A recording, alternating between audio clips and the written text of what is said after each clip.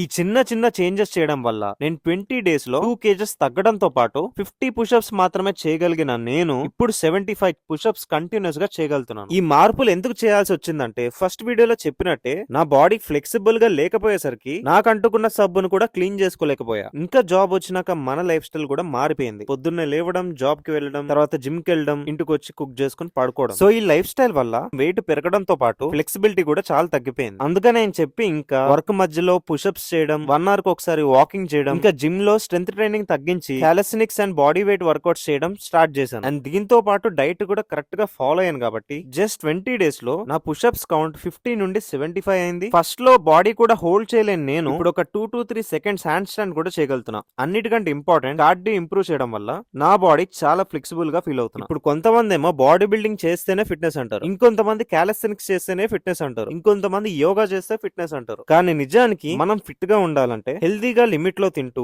కొంచెం cardio and కొంచెం strength training చేస్తే మన బాడీ ఫిట్ గా ఉన్నట్టు. ఎవరికి కుదిరినట్టు వాళ్ళ లైఫ్ స్టైల్ కి తగ్గట్టు జిమ్ చేసే వాళ్ళు జిమ్ చేసుకుంటారు, బాడీ వెయిట్ వర్కౌట్స్ జాగింగ్ చేసుకునే వాళ్ళు అది చేసుకుంటారు, కొంతమంది బాడీ బిల్డింగ్, ఇంకొంతమంది బ్యాడ్మింటన్ ఆడుకుంటారు. అంతేగాని ఇది చేస్తేనే ఫిట్ గా ఉన్నట్టు అని ఎక్కడా రాసలేదు.